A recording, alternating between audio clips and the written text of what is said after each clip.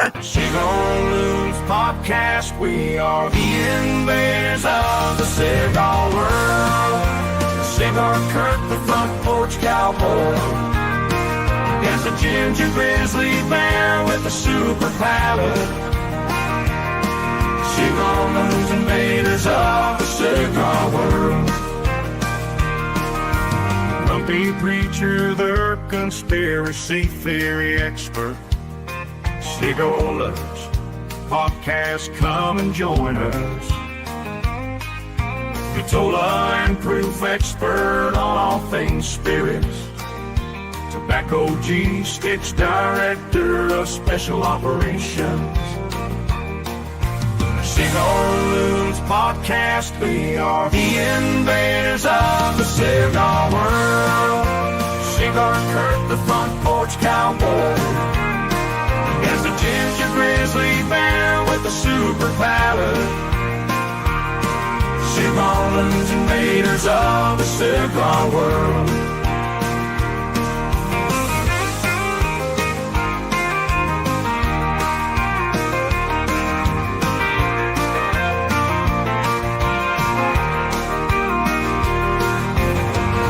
Preacher, the conspiracy theory experts. Cigar Loons podcast, come and join us.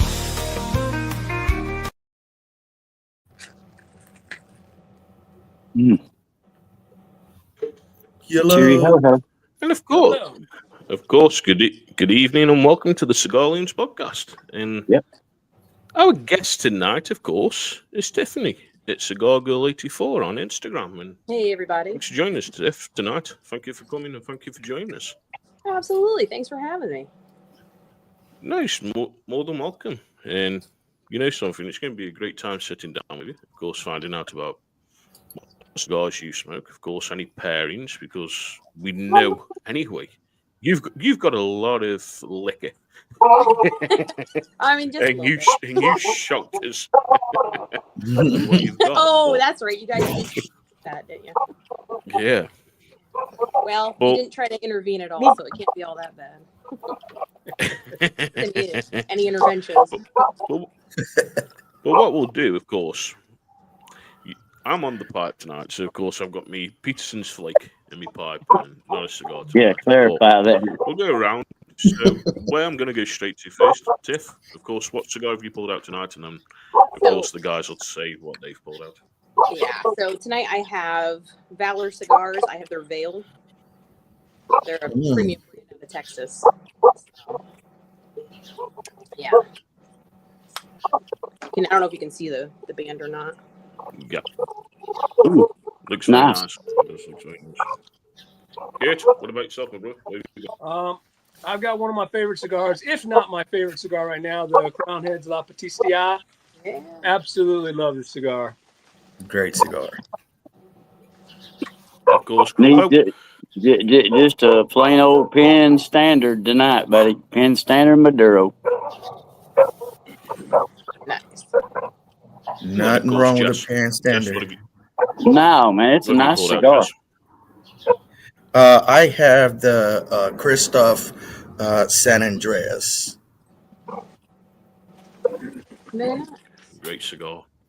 It is great cigar, Christoph San Andreas. I've enjoyed it plenty of times, and you know something? Great cigars that everyone's picked out tonight. If I was going to go for a cigar tonight, I probably would have pulled out the Christoph 20th anniversary. Because I'm really digging that cigar at the moment. I'm really digging it. I wouldn't believe that. Yeah, some people are predictable. Well, it could have been that, or it could have been an Alma Fuente. I could have had an Alma Fuente, so who knows? Mm-hmm. No, right. Well, of course, there's Matty. About time you guys had some eye candy on the screen besides Grumpy. So, Matty, it is. Well, it was, you had messaged and you're like, how about April? And I was like, April? I gotta wait till April. And then all of a sudden you're like, nah, how about Tuesday? I was like, sweet. Yeah.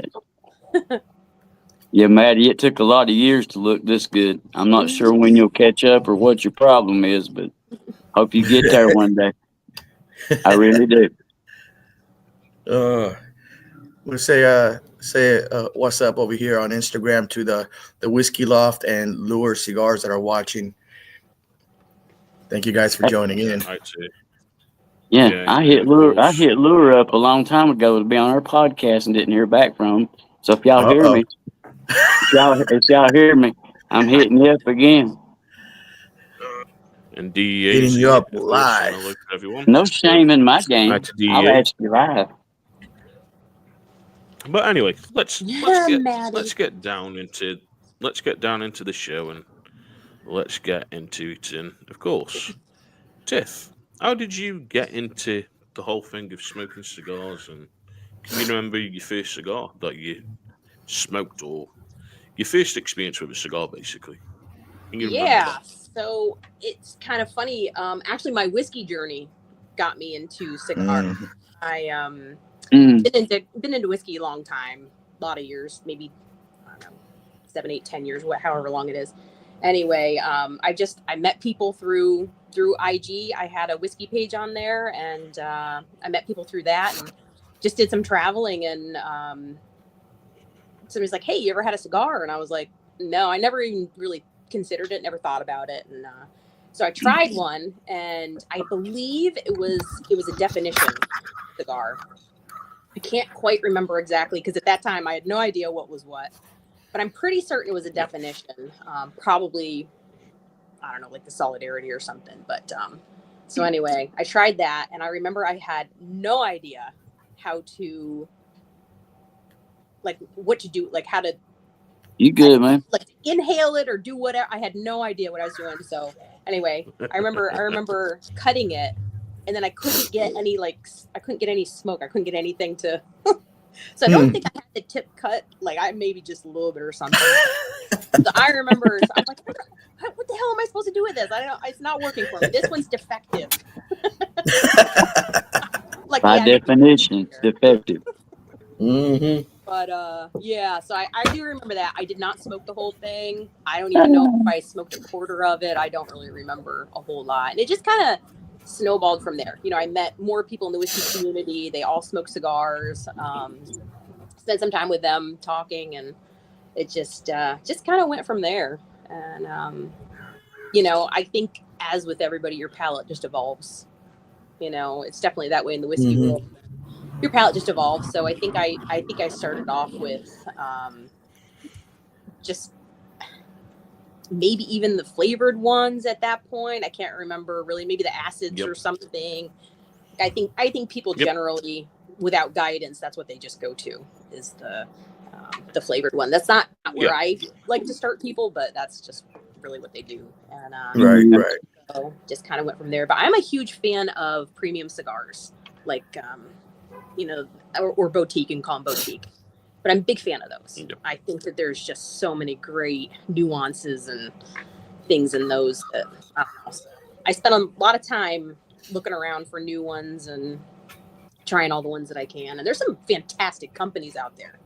Oh yeah. There's some big ones coming up the pike here, so that's pretty cool. But Oh yeah. but so now I actually spend more time. I say, it seems to be this, from where you started, of course, with the bourbon, then trying your first cigar, and then coming out more, and getting into it, and then, of course, talking in different groups, being in different groups, of course, learning more about it. Some of the cigars you smoke now, I'm really jealous of, because I can't live in the UK. And like the crux, of course, on the picture that I used for the intro for you tonight, of course, the Miller Diaz by Crown Head and other ones that you've got on your Instagram.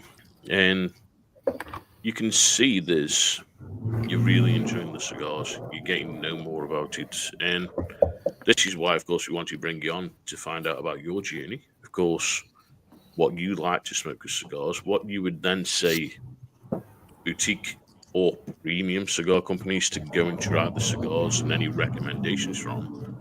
But it's great to hear how you started, and this it didn't put you off when, of course, you weren't getting much smoke out the cigar and go, yeah, I'm done. I'm never trying it again. At least you carried on. I mean, in the moment, it's super embarrassing. You know what I mean? Because you're picking up this cigar and you're like, wait a minute. I can't get it to do what you're getting it to do. What's wrong with me that I can't figure this out? But yeah, but then after that I realized, oh no, there is a little bit of a technique and a method, and then you get into like the retrohale and all that other kind of stuff, which I didn't even know that was a word until like 3 years ago. So you know what I mean? Like it just Yeah. It's kind of cool how simple yet complex cigars are. And I just love that it's an open enough community that somebody that was completely new to it. No, not one person said anything negative to me about not understanding how to smoke the cigar or anything like that. So cool, but yeah, Cool. I definitely have grown in knowledge leaps and bounds, mostly by talking to other people who have been in this journey so much longer than I have. I mean, I do a lot of research online. I like to look in depth in everything that I do, figure it all out and stuff. But really talking to people that are smoking the cigars, that's where it's at. That's the ticket right there. So, Like I say, I do apologize as I'm smoking. Of course, my part of Peterson is tobacco and not smoking a cigar. It's just I smoke too many cigars and I enjoy too many. And of course, price point savory is always a kick in the balls. So of course, we don't mention the price point over here, but near enough over $800 for so many cigars, and it's like, yeah. But of course, it's great when, of course, you smoke a cigar and who it brings you to, and different groups, different people that you talk to, and something. It's what it should be when you're smoking a cigar. It's a learning path. You're going to learn about a different cigar. You're going to learn what someone else takes in the cigar. And I absolutely love seeing newer cigar smokers coming out, seeing what they're enjoying, and getting to talk to them. And this is what it's supposed to be about. But I'm going to shut up for a little bit.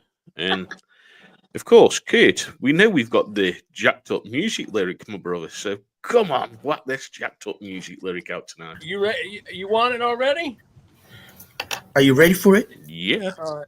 Well, I apologize in advance. And Tiff, if you disappear off the screen and never come back, we'll know that this one was too jacked up. Yeah. So let's see. With our new segment, we like to bring some entertainment value, besides cigars. We all like music. So we've done 2 of them so far.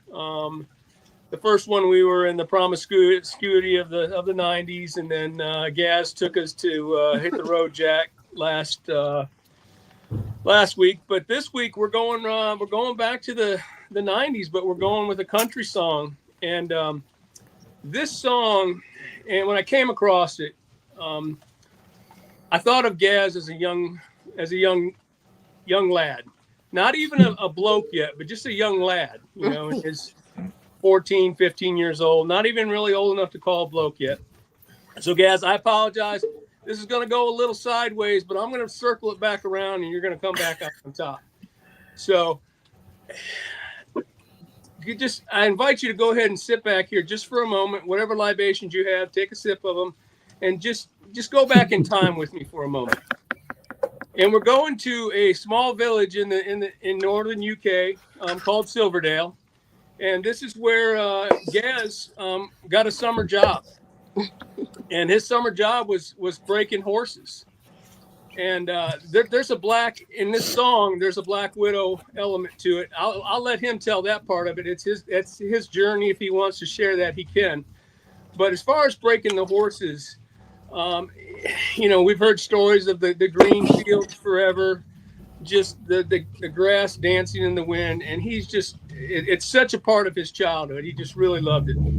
And I can even think back to one story you told us, after you've broken the horse or the stallion, the way you grab a fistful of his mane and just bring it in close, and you smell the grass and the hay and the earth and the manure, and at some point the horse says, "What the heck are you doing?" And the horse gives you the side eye. And I remember you telling us, as long as you make eye contact with it, he knows that you're not going to hurt him. So I was thinking about that story when you told it, and it hit me because all the time, off air and through comments and stuff, people are asking us all the time, how is Gaz able to identify all these flavor notes in a cigar? And it hit me. It's from that horse mane. All those years of grabbing a fistful of that horse mane and smelling it and taking it in. He developed his palate. Before he even knew he was going to smoke cigars, he developed his palate. So that makes a whole lot of sense.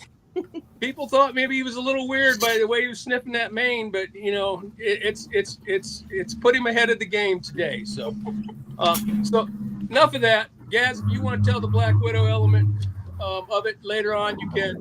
But this song, it's a song that I've sung the chorus for years. It's a very popular chorus, and I never realized how jacked up the lyrics were. If someone did this today, if a woman did this today, you may be looking at some jail time. So, and it's by Garth Brooks, and it's called That Summer, and it goes back to 1992 again. Grumpy, we're stuck back in the 90s. But on the Country Billboard 100, it debuted at number 54, but it slowly worked its way up to number 1, and it spent a week there. So I'm going to read the lyrics to you. If y'all want to sing the chorus with me, you can. But we're just going to start off with the lyrics, and they're a little jacked up, so just bear with me here. It starts off like, I went to work for her that summer, a teenage kid so far from home. She was a lonely widow woman, hell-bent to make it on her own. We were 1,000 miles from nowhere, wheat fields as far as I could see, both needing something from each other, not knowing yet what that might be. Till she came to me one evening, hot cup of coffee and a smile, in a dress that I was certain she hadn't worn in quite a while. There was a difference in her laughter. There was a softness in her eyes. And on the air, there was a hunger that even a boy could recognize. Gaz, you know where I'm at with that. She had, and then it goes into the chorus. She had, this is the chorus that we've all heard. She had the need to feel the thunder, to chase the lightning from the sky, to watch a storm with all its wonder raging in her lover's eyes. She had to ride the heat of passion like a comet burning bright, rushing headlong into the wind out where only dreams have been, burning both ends of the night. And then the next verse goes, that summer wind was all around me, nothing between us but the night. When I told her I had never, she softly whispered, that's all right. And then I watched her hands of leather turn to velvet in a touch. There's never been another summer when I have learned so much. And then it goes into the chorus again. We had a need to feel the thunder, on and on. And then the next verse, I often think about that summer, the sweat, the moonlight, and the lace. And I rarely held another when I haven't seen her face. And every time I pass a wheat field and watch it dancing in the wind, although I know it isn't real, I just can't help but feel her hungry arms again. And then it goes into the final chorus one more time. So it's Garth. I don't know what you're thinking back then, but that's a pretty risque. Like I say, if that were to happen today, you end up in jail. So Gaz, anything you want to share? I know, if you don't want to talk about the Black Widow experience, you don't have to. Brother, like I was seduced by the older woman. Yes, I used to work with horses. One being Junior, and that mother, bit me. Let me put it that way. That stallion booted the door off. He would bite me. You name it, that horse did not like me. And I think it's because I'm a ginger grizzly bear. He's probably thinking I was going to eat him. But what a summer I did have breaking horses in. And summer of being in the clutches of an old woman in Dealey. She lent me a finger for you. Let me put that yeah. But that's enough. And Kate, I'll get you back next week, my brother. I'm going to be coming out with a banger next week, so I will get you next week. You watch. I'll get you. All right. Yeah, I can get you out of there. That's this week's jacked up song lyrics. Anybody else got any comments? It's an obvious thing, and it's like you said. I mean, you ain't gotta worry about today or whatever. Just reverse the roles. Older man, younger girl. Reverse the roles. Perv. I mean, just saying. But I mean, and if you need to get out of them 90s, brother, I can throw two at you right quick. Oh, jeez. Rolling Stones, Brown Sugar, and there's another one called Louie Louie. Oh, Louie. Yeah. Yeah, Yep. there's just some risque that's a little before the 90s. If you want it, Tiff, I apologize, but that's our Jeez. segment. But yeah, I was so that goes with the music. Jeez. Yeah. Go on, Tiff. Sorry. that answers a lot of questions I have about Gaz, but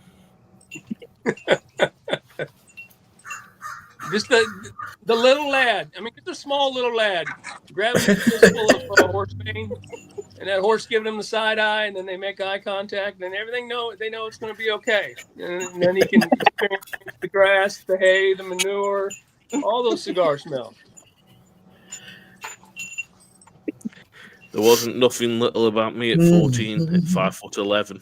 Yeah. Oh, here we go. Jeez. Here we go. I'm not about that, Grumper.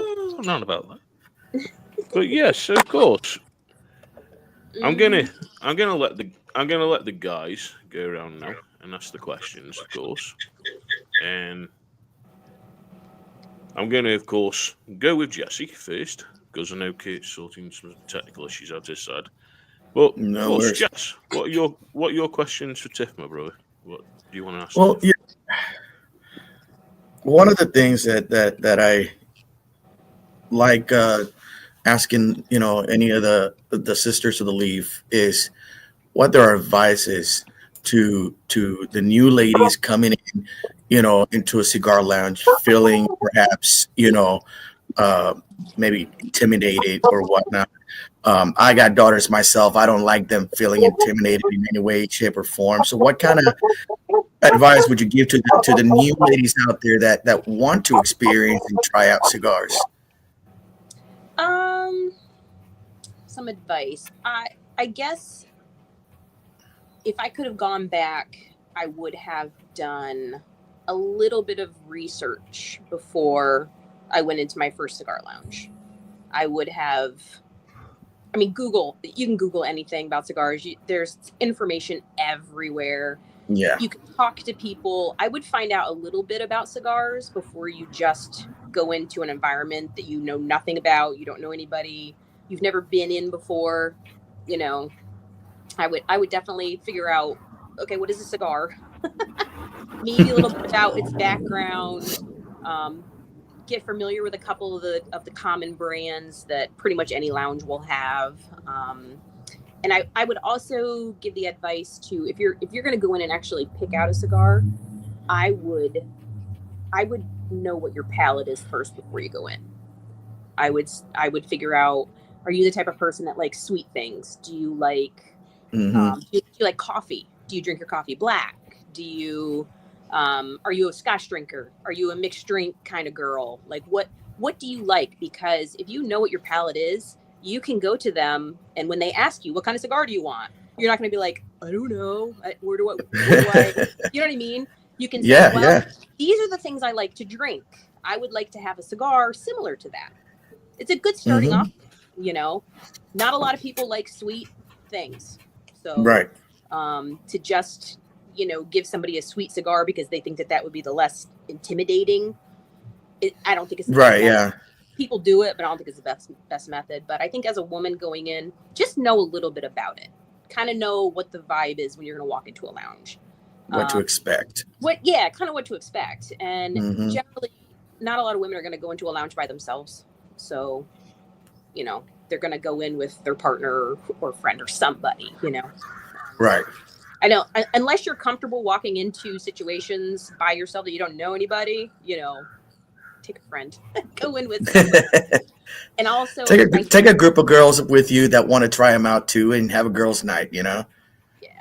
I also feel the most comfortable when I'm walking into a new lounge if I go right to the counter and introduce myself to whoever's there. Could be a worker, could be the owner. I have no idea at that point. Just say, hey, hi, you know, I'm new to the area or new to cigars or whatever.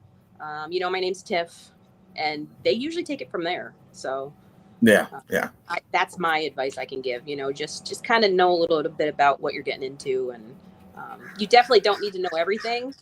And I have learned that some of the things that I thought I knew, I didn't know. You know, so Yeah, there's so much.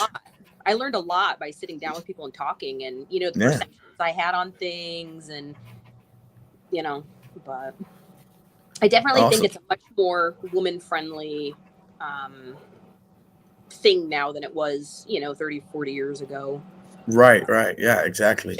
You know, and that's the one thing that we've all been noticing, you know, is that the female movement in the cigar industry is just rising and rising. And you know, like I said, as a parent of daughters, I think it's awesome. You know, I think it is absolutely awesome. Absolutely. And there's such a stigma around cigars. I mean, there's a stigma around anything, whiskey, beer, you know what I mean? There's a stigma around it, and a lot of it is just misinformation, ignorance. You know, people just don't understand them, and people fear what they don't understand. You know, they don't like what they don't understand, so they automatically don't like it. You know, so exactly. I think education is a huge deal, because cigars are in a totally different category than cigarettes, than weed, than vapes, than anything else. Just any of it. Yeah, exactly. Yeah. So I think that's very key, you know. But, well, that's awesome. Thank you for that answer, and for the advice, you know, for all the ladies out there that want to try it. And, you know, I'd say go for it. Try it. It's an experience every single time, and you will enjoy it. Yeah, absolutely. You know? Yeah. And it's definitely, I have made so many friends, female friends, you know, so far. I mean, just through meeting people at lounges, through IG. I mean, the community is huge. It's huge, and it's really, really awesome, because it's people from all different backgrounds, all different walks of life, all different ages. And I'll tell you what, some of my best friends are actually in Arkansas. And I met them at the lounge there. And every time I go down to visit family, it's like, oh, are they going to be there? They've got to be there. Like, we always hook up, and it's just awesome. So great. Yeah, no, it brings you together from all over the place. I mean, just look at us and Gas. You know, he's in the UK. We're over here in the United States. You know, the only way that happened was cigars. Cigars brought us all together. You know. Yeah, absolutely.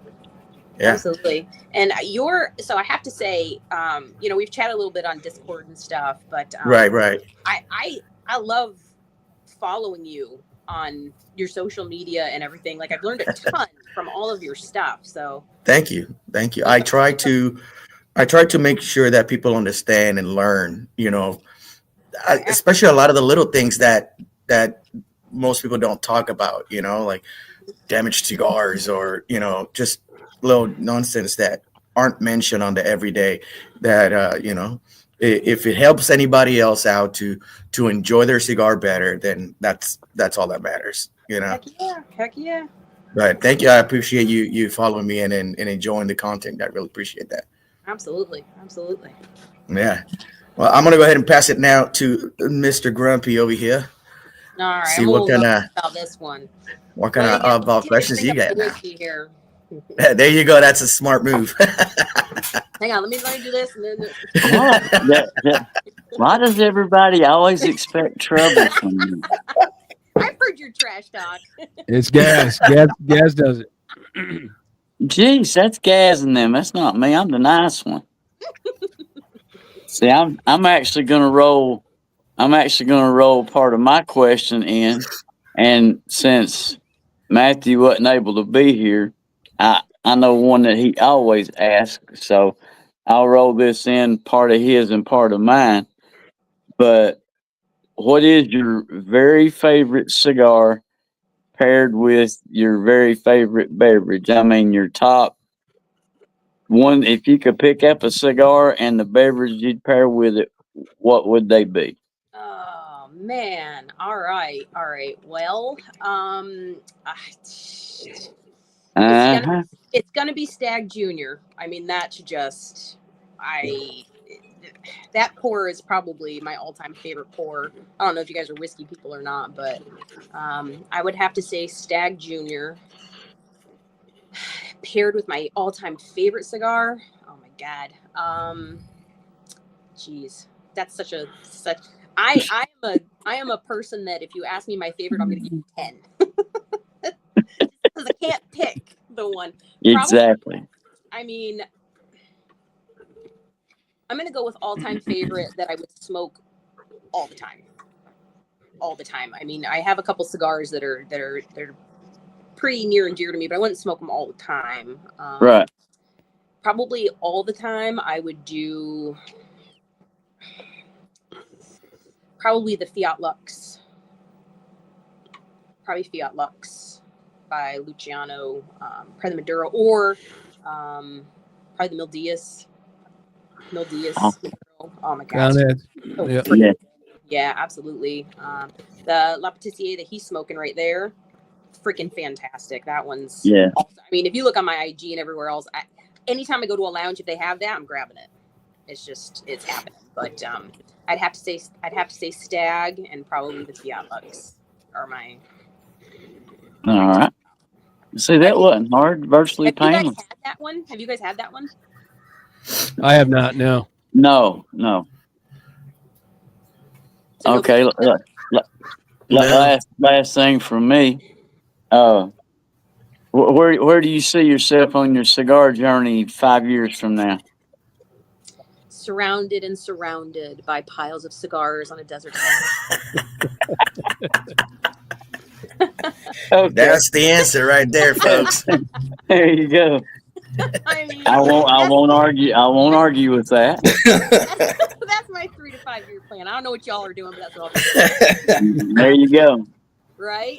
Hey, So probably in 3 to 5 years, I would love to be. I mean, ultimately, I've always wanted to open a cigar lounge. Will that happen? Nah. Yeah. But I think Don't that's give up on it. everybody's dream, you know. Hey, it's mine too. Don't give up on it. Right. I think. I mean, I'll settle for the cigar shop. I don't really need the whole lounge, but I'll settle for a nice cigar shop here in small town America. No. I'm very lazy and like to talk. I want to sit and smoke. I want to sit in the lounge and smoke. But probably in 3 to 5 years, I would like to really be traveling a lot more. Maybe going to events and stuff and talking about cigars. And I just signed on with Valor Cigars, so I'm really excited to see where they're headed and what's gonna, come up with that in the next few years. Right. That's really fun. I love events. I love going and talking to people. I love going and doing things. And if I could do that full time, yeah. I mean, I'm kind of waiting for a rich uncle to show up or win the lotto that I don't play. There you go. Yeah. One of those things. Where is that check in the mail from the house sweepstakes? Where is that at? Yeah. Right. Well, yeah. Now, see, that was totally painless, and I was nothing obnoxious and rude like they told you I'd be. So now I'm going to pass it over. Nice. You're nice. I'm gonna pass it over to Kurt before I fall off this wagon. All right. Something hits me in the head. Well, Tiff, again, thank you for being with us tonight. We really appreciate your time, and it's enjoyed getting to know you over the last few weeks. I've been following you for a while. You smoke a lot of great cigars. How many cigars are you smoking a day? Are you an everyday smoker? Because Gaz, that's why he doesn't have a cigar now. He smokes 9 a day. So, are you smoking more than 1 a day, or what's on the weekends, or what's your average? Yeah. So it kind of depends on what my day looks like. Really, is really the answer to that question. If my budget would allow, I'd probably smoke 2 to 3 cigars a day. But, generally, I mean. Most of the time, it's 1 a day. If I have extra time, it's 2. If I get up early in the morning and get life going, I'll have a cigar with my coffee because that's actually one of my favorites. I really think every cigar pairs with coffee. It should anyway. Yeah. Absolutely. But cigar with coffee is definitely, you know, Yeah. a great way to start your morning. And I'm the type of person that can smoke any time of day, 5 a.m., noon, 3 p.m., midnight. If I could do that every day, that'd be fantastic. Well, yeah. But There you go.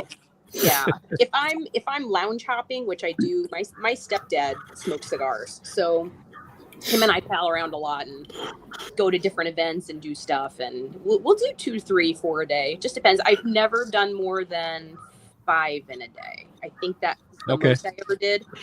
And honestly, by that 5th one, I think I was too blitzed from whiskey and smoke. Couldn't even tell you what they were, but I think that was my best that I did. Yeah, you get to a certain level when you pair the two together and continue on, where you're just like, I'm not sure what I'm feeling, but it feels good. I don't know what's happening, but I love it. This is great.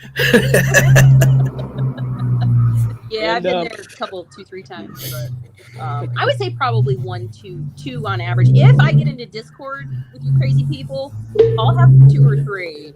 Right. I was on Discord the other day, and my God, it was like 2 a.m. I'm like, I should probably go to bed. And I think I had 2 or 3 cigars within that whole time or whatever. Yeah. All right, very good.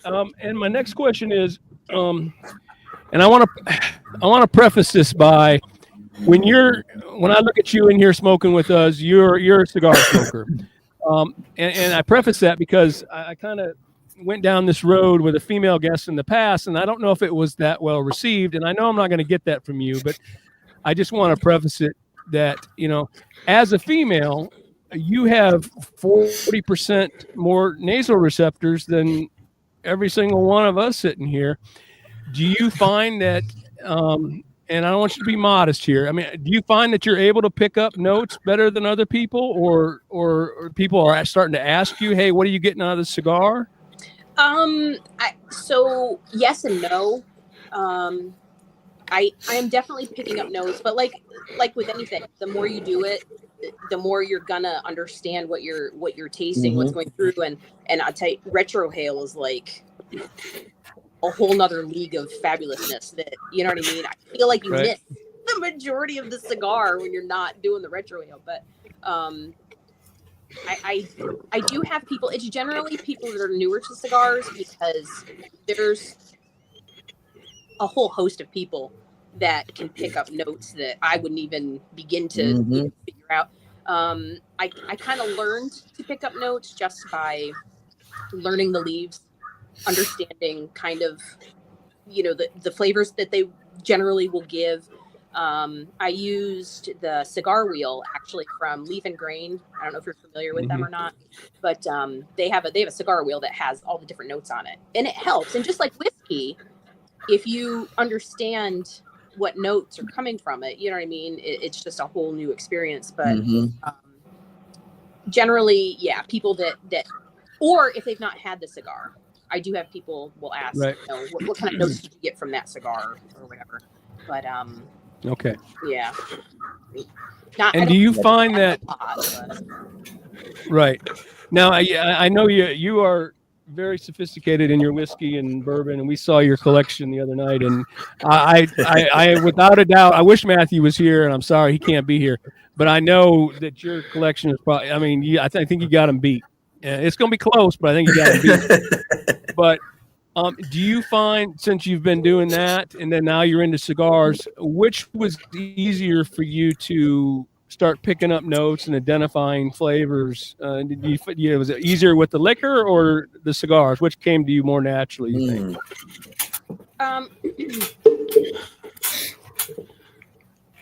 I would say whiskey came a little bit more naturally, but I learned quicker with the cigar because I already understood how to pick up notes. I already understood that whole process, and you know, I've spent a lot of years doing whiskey tastings and pairings and side by sides and blinds and stuff like that with various, all different kinds of you know, you got Irish whiskey and Japanese and bourbons and ryes and all that. It's a lot. Right. It's a lot of time. It's a lot of energy. It's a lot of research. It's a lot of just trial and error. And I think it came easier with whiskey. I don't know. I always enjoyed whiskey, and I do not get hangover from it, which is a huge plus. So Right. yeah, right. So you get on a Zoom call or you're with people and you sip and sip and sip and sip and you just kind of forget. But when it came to cigars, I was like, okay, I understand that there's different notes that will come from different things. It's how can I pull them out and marry them together and all that kind of stuff. So yeah. Okay, very good. I just have one last question. I can't remember what it is now. It's escaped me. I don't know what's going on with me tonight. I'm going to shoot you over to Gaz, and if I think of it, I'll come back to it. It'll come to me in just a minute.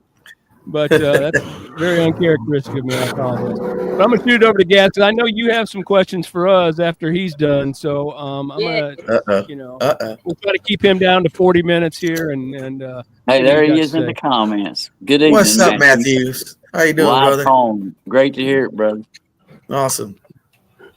Gets his home with you, man. At least you can get some rest at home. You can't rest in a hospital. Never. No, we're glad to hear that she's at home. Matthew, you know where we are if you need us, my brother. You know that anytime. Just get in touch. Absolutely, man. And we love you, brother. We love you. We do. But I remember my question. Hang on. Hang on, I remember my question. So, do you? And I've seen a lot of cigars you smoke, and it seems like you're like a medium plus girl. Are you? Is that accurate, or are you into the real hardcore? Full bodied. Like Grumpy over there smokes the 601. La Bamba, and he's hiccuping. Or what's your, I guess, general profile? Is it medium plus, or? I would say medium plus. It depends on the time of day, But right. But yeah, I do like a medium. Only I feel like I can pull more flavors out and more notes, and I don't know, maybe just the boldness of it. I don't know. I like it, and so yeah, I would say medium.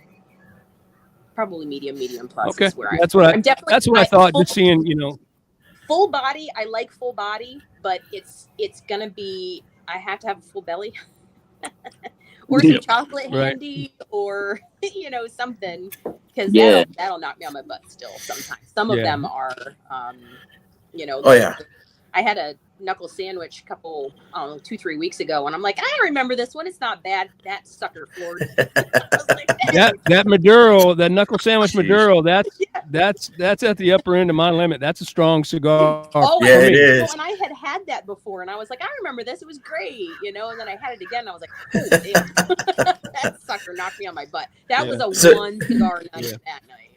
So one advice that I give people that are, they like that sweetness to go with their full body, and you're a whiskey drinker, find yourself a whiskey that is full in flavor but not too high in proof, right? And mix that with a little ginger ale and smoke a full body cigar with it. That sweetness from the ginger ale. Oh, ginger ale. Okay. All right. Yeah. The sweetness from the ginger ale and the notes from the whiskey is going to make it to where you're going to be able to enjoy the full body cigar because of the sweetness of the drink, and you're going to get a lot more of the notes. Yeah. Yeah. You don't know much about whiskey drinkers, do you? No. Trust me, I'm a whiskey drinker. I know we do not like mixing our whiskey. No, we don't. We do not. This is not about a whiskey drink. This is about experiencing a cigar in a different way. So to that though, you would actually mix them? You wouldn't do like a sip of one, a sip of the next, and then smoke, or would you just say mix them together to? Sometimes I will do that. I'll have them separate. Okay. Depending on what whiskey I have on hand. Gotcha. If it's something that I don't like mixing with anything at all, like this is just like, no, this is sacred, I'm not mixing, then yeah, I'll do it on the side. But I feel like it works better if you mix it together. What about a bourbon? Oh, I love bourbon. No, but I'm Love saying bourbon. the bourbon has the sweet notes in it from the wheat. So what? Yeah, I mean, especially if you get a wheated, like a straight wheated bourbon, then yeah, because that's a very sweet bourbon. So you would do that instead of mixing with ginger ale. If I had a wheated bourbon, yeah, I would do the wheated bourbon without the ginger ale. Okay. But you just want to have that a little bit of sweetness if you can't really pull that full body, you know. Yeah. Okay. That's what it is. Yeah. Yeah. I have had. All right, guys. I'm sorry. Hmm? Go ahead. Go ahead, Tiff. I have paired a higher proof whiskey with full body before, and I think it complemented. I think it did well. It wasn't overpowering. Like I think because they were both up here, it was just a nice collaboration. Yeah. Have done that Match the strength, or go completely opposite. Yep. Yeah. Don't go in between. Go one or the other. Right. Do you guys? All right, brother Gaz. Oh, go ahead. I'm sorry. Go ahead. No, go ahead. Gaz is chomping at the bit over there. I'm gonna let Tiff ask her questions first. Then I'm gonna ask mine. What? Oh, Games played.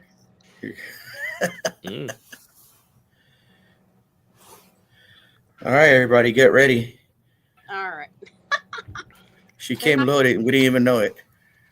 Listen, that's how I do. So first of all, because I don't have you guys ever been interviewed? I know you interview people. I mean, have you ever been interviewed? I have. It's been a very, very long time. Let's get down. I mean, yeah. Well, there's people ask us questions once in a while, but not in this formal thing that you're setting up here. So. Right. Well, I want to welcome you guys to this podcast. And no, I guess my question, my first question, it's funny you asked me, was how did you guys get into cigars? Like, what was your? I mean, there's so many men that smoke cigars. Like, how did did you like take a class in school and was like, yo, when we get older, this is what we're gonna do? You know what I mean? Mine's weird because I've never smoked. My grandfather smoked cigarettes. My grandmother was a cigarette smoker. My mother never did. And my stepfather had already given up. So I was living in a publican's house. So I was living in a pub. And it was New Year. And the landlord came out with some cigars. And he's like, come on, we're all going to have a cigar for New Year. So, of course, first one. And I'm there and I'm lighting it up. And I put too much heat up into it, so of course I didn't get no taste. It tasted horrible. I threw my ring up. After that, I was like, yep, I don't want to try this ever again. Came another year, the next New Year, lit another one up, and that was it. And it was like, I'm starting to enjoy this. I'm enjoying being with friends, having a cigar and celebrations. Then it was a case of having one once a month, then having one on birthdays, Christmases, weddings. Then it got to in the week. Then, of course, it was near enough every other night after work and so forth. And 16 years down the line now. But the very first cigar I had was a King Edward's cigar. So I had a King Edward over here. And then I moved into the Cuban.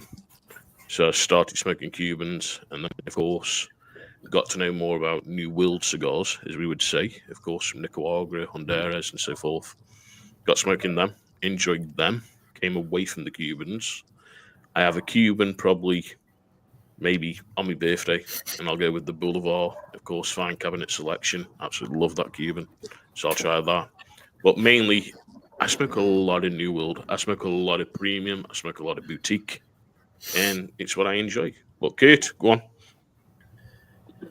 on. For me, my first cigar was 27 years ago. It was at a Christmas party down in Ybor City in Tampa, and it was someone had given me an Arto Fuente 858 Natural, and I smoked that cigar. And from then, I was that started my journey. I was kind of a fair weather smoker for a number of years, maybe smoking 2, 3, 4 a month. And then I went. There's this little shop. I don't know if it's still down there. It's on the edge of Ybor City, and it's called the Tampa Sweetheart Cigar Company, where they would sell these Arto Fuente seconds. They were rolled by an apprentice, and I used to buy those by the bundles and smoke those a lot. And then I went through a couple years where I smoked a lot of infused cigars. I've been through every single acid, and the coffee flavored one. So I had that experience, in my journey. And now, since we've moved up here, we've been here 3.5 years up into the mountains in North Georgia. I've really turned it on, and smoking is, at least one a day, sometimes more than that. And then since I met these guys, we were just really exploring the boutique route, and just really enjoying the journey there. Geez, Ybor City. I feel like that's like the mecca of. Oh yeah. I'm not sure you go there and you leave without having learned about cigars. Exactly. Yeah. Exactly. Go ahead. That's like we were in the Tampa area. Yeah, that's where we moved from, the Tampa area. So that's probably the only thing I miss about it down there. I'm up here of course it's pouring rain tonight, but generally have some nice weather. It's got a little colder, but nothing like you up there in PA. Right. Oh, you're in PA. Okay. Good times. Where in PA are you? I'm an hour, I'm northeast, so an hour above Scranton. Okay. All right. I'm pretty close to the New York border. Yeah, I got family over there in Philly. Are you near Lancaster at all? How far is Lancaster from you? 2 hours, I want to say. 2, maybe. There's a probably 2, I would say. There's an archery tournament up there. I used to shoot competition recurve, and one year I went up there and competed in that tournament up there. It was a good time. But Nice. that's all Amish country over there. Mm-hmm. So, Grumpy, tell us about you, brother. Well, once upon a time, there was this creation called dirt.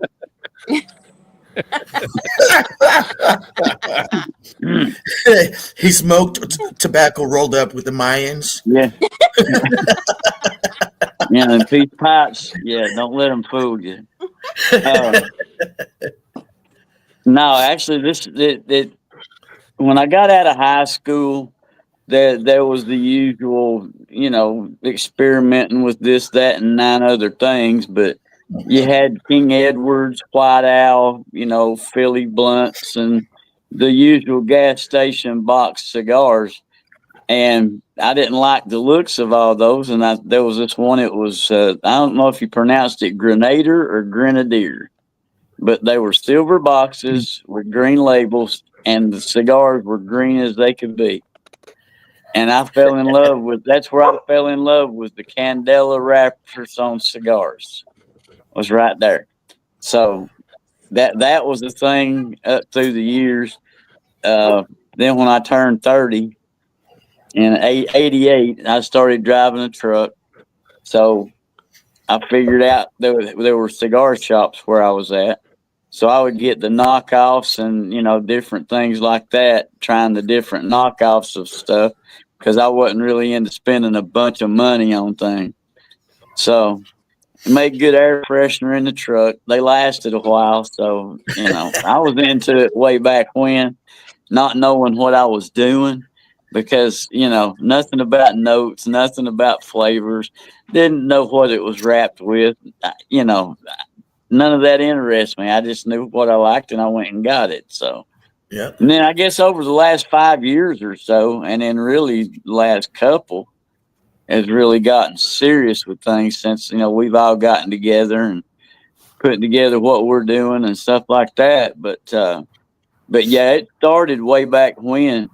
It started with, and today, I'll still, if I run across a box of those Grenadier or Grenadier or whatever Candelas, I'll grab a box of those, and throw down on one of them. Dutch Masters, I'm not above getting a box of those just to go back, reminisce a little bit. But yeah, it's been a long journey. Well, from dirt, yeah, that's a long. Yeah, yeah.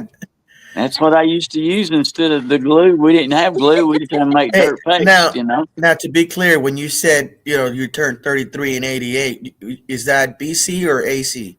No, I turned 30 in '88, Oh, 30. My bad. I'm sorry. and that was BC.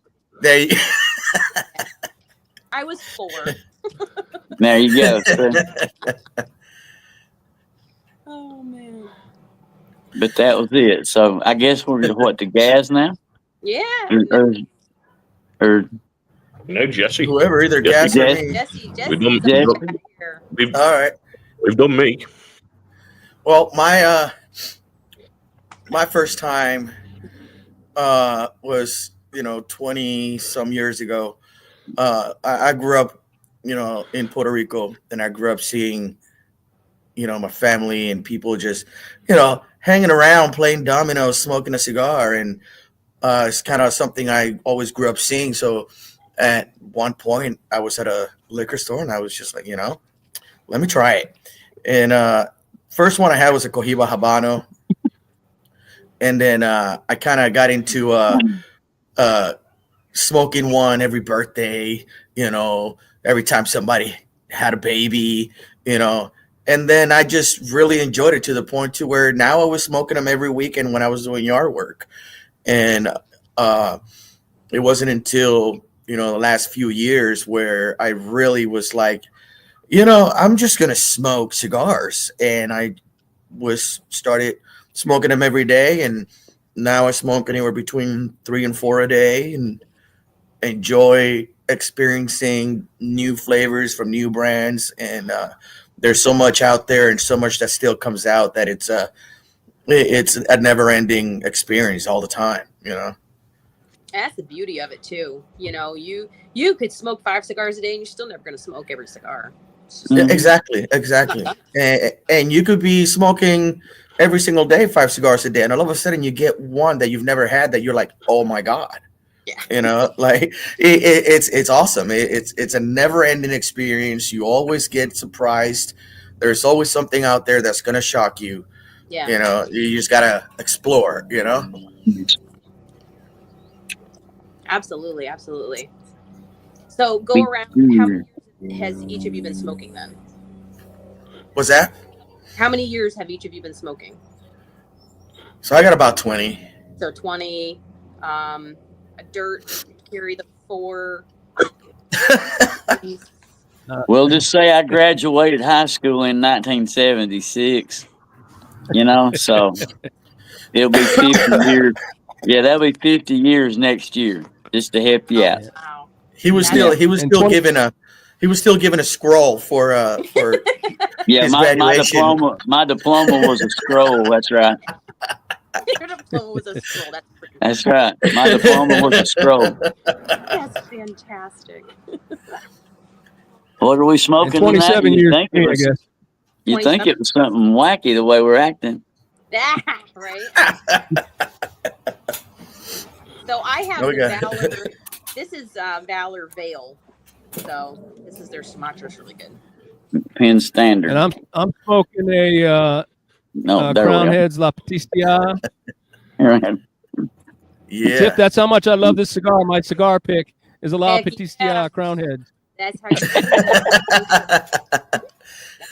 I got a Christoph San Andreas is what I got going on over here. Peterson's flake pipe tobacco. Otherwise, I would have been smoking the Christoph 20th anniversary. But I've been smoking 16 years. I have to 16 years, and it's never stopped. And of course, getting into pipe tobacco now and smoking a pipe, and never thought in a million years as I go down the pipe route. But I'm enjoying the pipe as well as the cigars. Yeah. So yeah. Cigars, all in what you put in. Cigars Unbanded said, I got to see your whiskey collection one night. Yeah, we should do a night where you and Michael do a count off, see who's got the most. And see what Michael, do you mean Matthew? Just No, Matthew, yes. I don't know why I called him Michael. What the heck? I don't know. Yeah. And my I see my sister's on. Hello, sister. Nice, Right, nice. my stepdad's popped on. Yancey's on here from Leaf and Grain. There's a lot of people Howdy. in the house tonight. There That's is, there is. You know, we got Howdy we to also all got of you. tatted cigar guy over here on our Instagram as well with the whiskey loft over there watching us.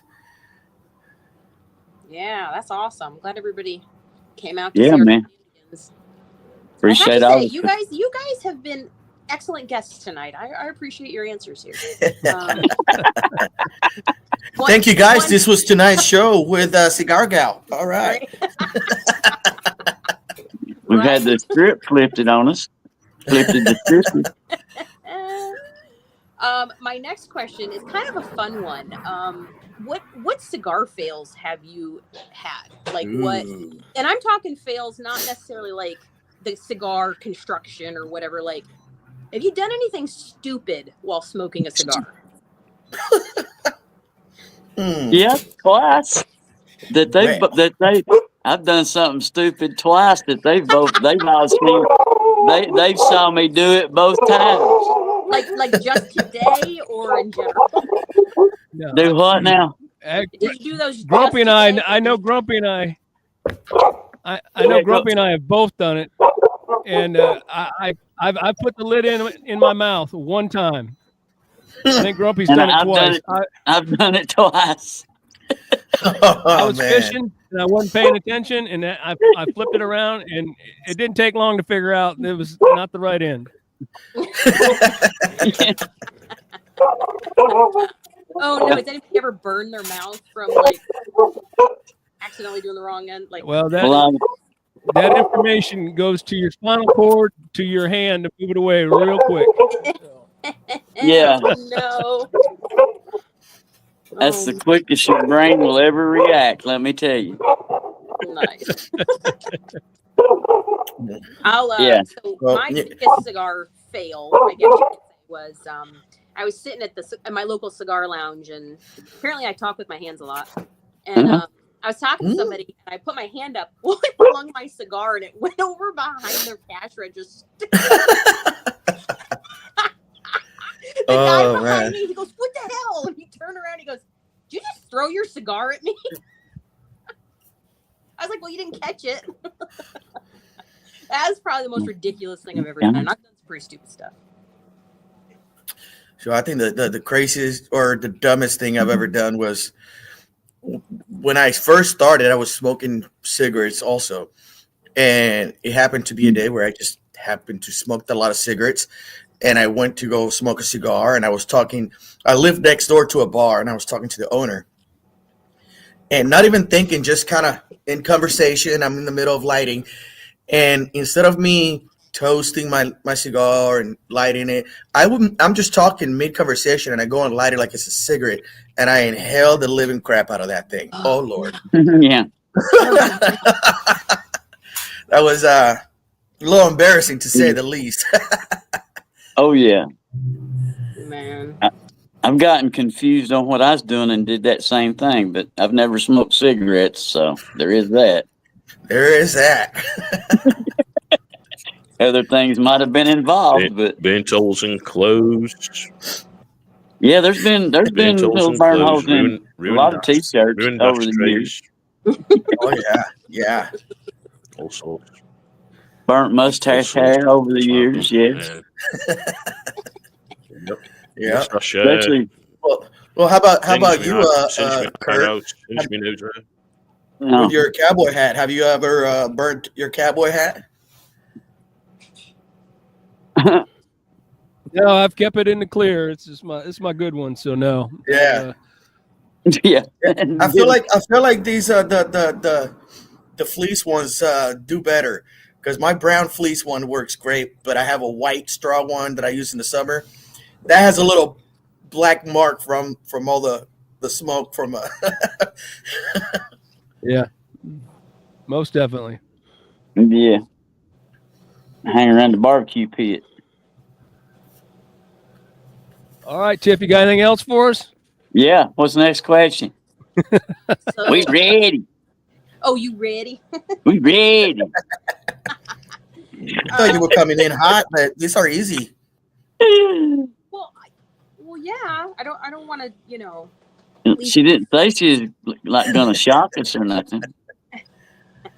No. I kept these pretty easy for you. Ones that you don't really have to think about, I suppose.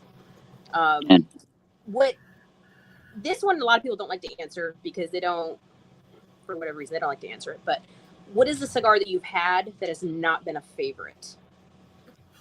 Ooh. Who want to take that one first? The Black and M81. Yeah. Everybody else here loves that cigar. It's like Gaz's favorite cigar, but that's just a little too much for me. It's just a little bit out of my lane. Just flavor wise, or strength, or Strength. I mean, it's just for me. It's just. I mean, it smacks me in the jaw as soon as I take my first puff off of it. Just pepper all the way through. It does. I find it eases up a little bit on the final third, but still, it's just. And who knows? Maybe I'll revisit it at some point. But I mean, the S84, I enjoy that one. That with the Connecticut wrapper, yeah, virtually the same, binder and fillers in there. But and Grumpy can attest to it. We were sitting there. He was smoking it one night, and all of a sudden he gets quiet and leans back, and I see him dabbing his forehead with a rag, and it was so just a little bit out of my lane for that one. It's a little spicy. Yeah. Spicy. it's spicy. You just don't like Metallica. Well, it's all right. You can No, I love don't the say that. cigar. It's all right. I love that cigar. All I can say, Kate, Grump, you better pull your big boy pants up in September because you're smoking another one. Round Hey. with you. I love that Yeah. cigar. I don't have, it's strong. It is, but I'll smoke it. But as far as my 2 cents worth, and this is not knocking, the company at all. It's just to say that this line of their cigars is not for my palate, but anything in the acid line. Oh, yes. I cannot.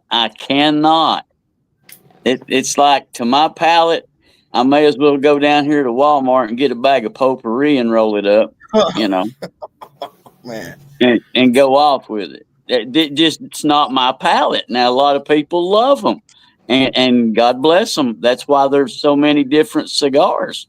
Yeah. They are just not for my palate. Now, you want to talk, what, Crazy Alice, Fat Bottom Betty, some of those in the Deadwood series, Mm-hmm. awesome. I like the Nicarustica and the Adobe. See, I Awesome like that. cigars. Yeah. Yeah, awesome cigars. It just that something about that acid line, man, it's just not my palate. But there's folks that just adore those, and God bless them. That's why they make them. Right.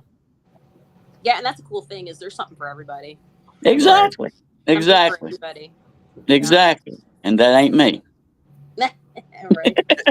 It's somebody, but it ain't me. Well, go ahead.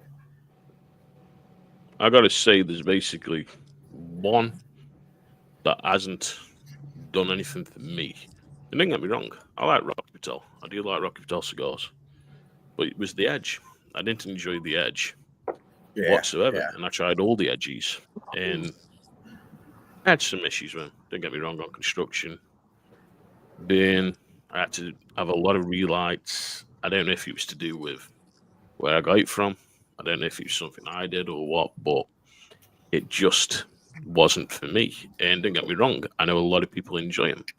Rocky Patel makes some fantastic cigars, Rocky does. Mm-hmm. And to me, just that didn't agree with me. And I've got to go and revisit it. What I've done this year, I've gone and revisited a lot of cigars that I had years back. And I've revisited them. I've enjoyed them more.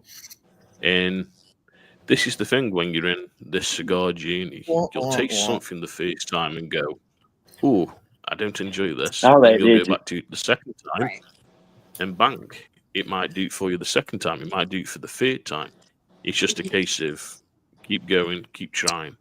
And just want to say, of course, hi to everybody on Instagram and, of course, everybody on Rumble. Also, of course, hi to Barbara. Of course, hi to Rob. Of course, so Rob's saying hi, Tiff. And Rob says you look gorgeous tonight, Tiff. Rob does. Thank you, Robert. So Rob's trying to get some brownie points. Yes. I appreciate that. Gotcha. I not a huge fan of sun grown. Some depends. Like, so the Perdomo Fresco, I know some people loved it. I just couldn't get behind it. It's just. I was like, I don't even know what's happening right now. but to that end, there's some people that absolutely love it, and that's that's great. I don't know if it was just maybe that particular, but there's other Perdomos that I like. I mean, yeah, they're Connecticut 30th anniversary. Those one I like some of them, but that one and the acids, I will agree with that. And I think maybe in the beginning I liked them, but I hadn't had anything else. And now to have one, I had one a couple months ago and I didn't even get through it. I was like, I can't. But some people absolutely obviously there's a market for it, so, and there's nothing wrong. There's nothing wrong with liking or not liking any of them. No. And it's not about knocking the company, because that's not it. Not at everybody likes all. the same kind of pizza. Exactly. Right. Same thing. Some people like pineapple, some don't. Yeah, those people are wrong, but some people like thin crust, they like thick crust, they like sauce. If you're in Jersey, you clearly don't like cheese. I don't know. with their sauce pies, They're lactose intolerant in that city. Just look at where it's at. It's self-explanatory. Yeah, my mom's in Jersey. What's up, Mom? Hello, Mom. She's on here. She commented she loves the Fat Bottom Betties. That's my mom. She's my other ride or die right there. She there you go. Yeah. There you go. We travel the country together. She smokes cigars. She drinks whiskey. I just cool mom. Heck yeah. Yeah, she's pretty cool mama. And Hi, she likes the I can't remember the brand now. They're kind of like the Cigarillos. Tatiana. She likes the Tatianas. Oh, Tatiana, yeah.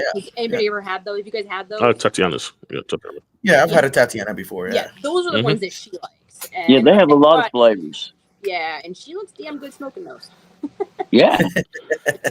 Some people like beans and chili. There you go. There you go. They do, Yancy. They do. I don't know if that's. I do. That's I like beans in my chili. I don't think Texas puts beans in their chili. I can eat it either way. It don't matter to me. Right? It's food. I'm gonna eat it. Right. Hi, with Mom. a tamale or without a tamale, it don't matter. I would have to say for me, the one that I cannot smoke. Hello, Barbara.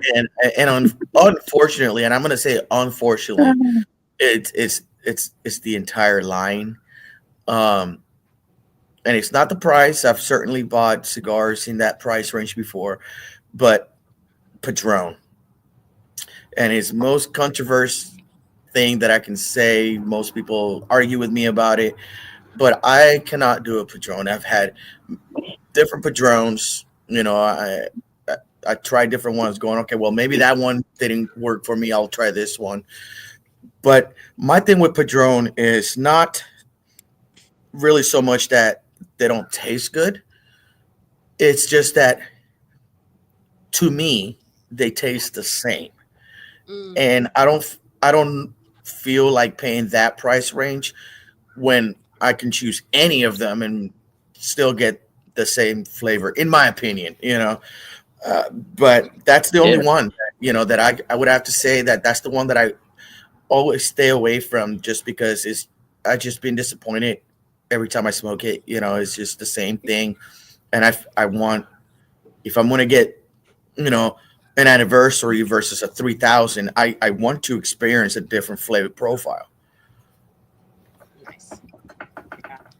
Yeah, I Yeah. haven't had a whole lot of them. I have I have their 40th anniversary. It's in my humidor. I got it for my 40th, and it's still sitting there, and I haven't. I'm 41 now, so it's been sitting there for a year. So probably should break that bad boy out. But I'm kind of interested because I haven't had a whole lot of theirs. I haven't. Yeah, I mean, like I said, they're not a bad cigar. I mean, they blend good cigars. It's just they're about the same, in my opinion. You know, they're about the flavor profiles do not change dramatically from one to the other. Yeah. Gurkha hit a skid through there with the Titan and the Beauty and the Beast, and they hit a skid through there when they had 3 or 4 that just there was no flavor difference whatsoever. You know, Yeah, they it's like, did. come You're right. on, Yeah, man. they did. They did have a little period where they all tasted the same.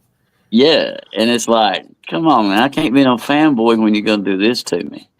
Yeah, Right. no, Right. can't spend my money with you if it's all gonna taste the same. That's not why I buy them. Exactly.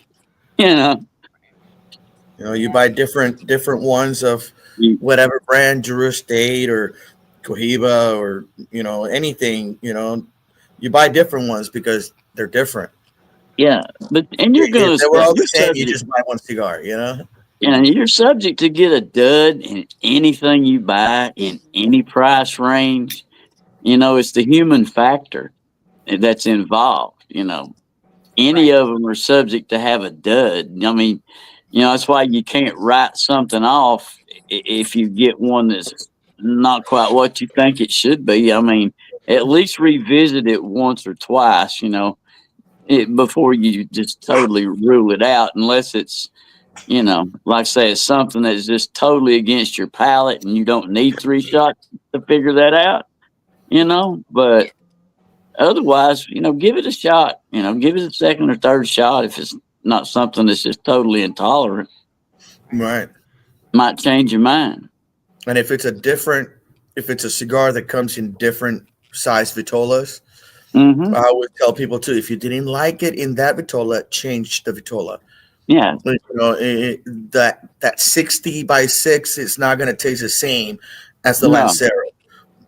So if you didn't like it in a certain size and they make it in different sizes, try a different size.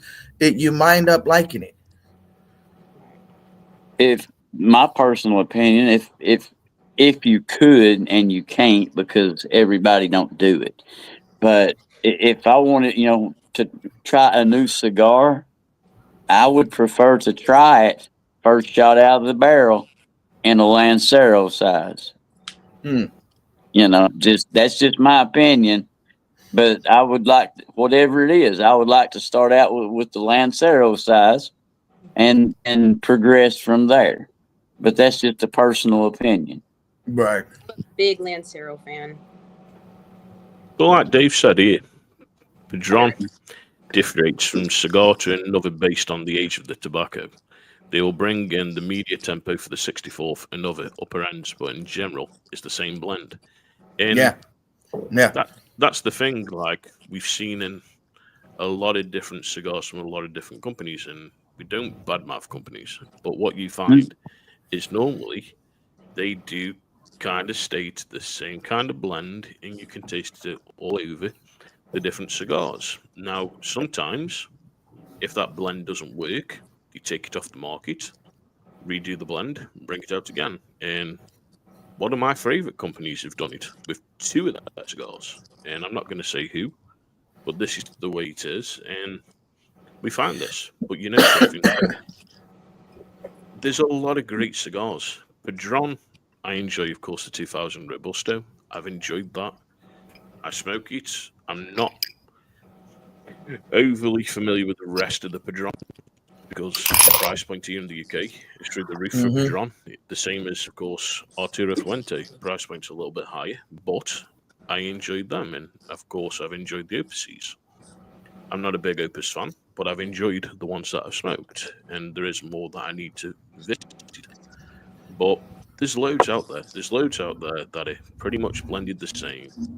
And companies that keep to that same kind of blend. They use a different wrapper. Of course, the fill of the binder is pretty much the same. and that's what happens. But Yep. we've just had a And nothing. we've just had a message in as well, asking us, have we had the chance to smoke the Summer Blanca BDX, which No. I haven't. So. Tiffany, No, you smoke that haven't cigar? had that opportunity. I have not. No. If I keep adding cigars to my list that I haven't tried, I'm gonna run out of memory space on my computer. I'm just saying, there's just so many. And, you know, I just want to clarify, nothing against Patron. They're a great brand that has put their name and has, you know, gone above and beyond in the cigar industry. So nothing against Padron, just not my for my palate. A lot of people enjoy them, and that's great. Just not for me. Oh, Foundation Olmac Matty, I've enjoyed the Olmac Yep. non-stop. And Yep. Foundation bring out some great cigars. Yeah, they Olmac is one of my Yeah, favorites. they do. I tried the Olmac before it came on the market in England. Yep. And I brought boxes left, right, and centre. The Robusto, the Toro, and I absolutely love that cigar. It's one of my favourites. It is. I'm right there Dave's with you. also put, of course, my recommendation for the Padron lines is the let them age. Let the oils from the tobacco, especially in the fillers, start to present themselves. That's where you'll see the cigar truly shine. Which, yeah. Well, look at that. something- You have a good good lookout for your Padron. Then it's been aging. Yeah, right. You're already on the upside. See, there you go. that was planned. Oh, okay, all right. Planned it that way. Red No, I meat think- has Tiff, quarter have you got pound. any? Yeah. Have you got any more questions that you would like to ask the Cigar Loons? You got any more Yeah. questions you would like So to ask us? there was a question posed today on, I can't remember, it was a shop, I think, posted or whatever, but I thought it was kind of neat, and it took me a long time to come to an answer, and I'll tell you my answer after you're all going to tell me yours. So the question was, if you could only smoke your favorite cigar for the rest of your life, or never smoke the same cigar again for the rest of your life, which would you choose? Mm. So you could only, like, your favorite cigar, you could only smoke that forever, or have every cigar but never have them more than once. I thought that was a pretty good question. That is a good question. Wow. So what's I mean, everybody? I would have to just go ahead and just smoke as many as I can, but never my favorite. Just because that is one of my favorite things about smoking is experiencing new cigars. Okay.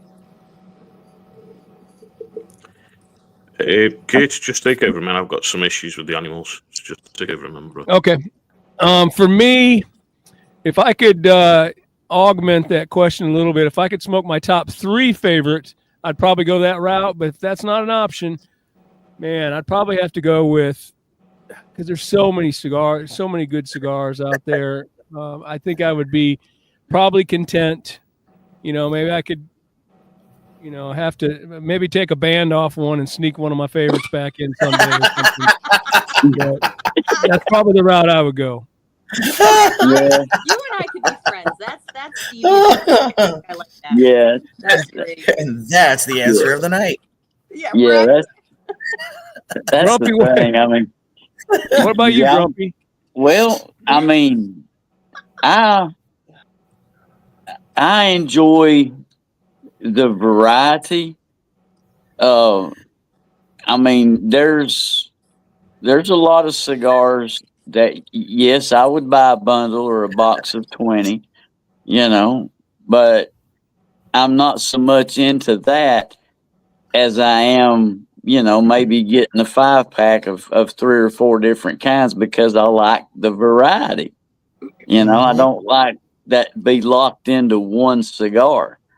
You know, I don't.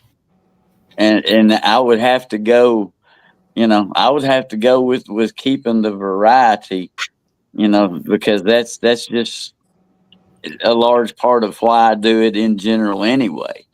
It is, Mhm. you know, because you're never going to smoke every cigar that's out there available. I don't care. You're not going to be able to do it.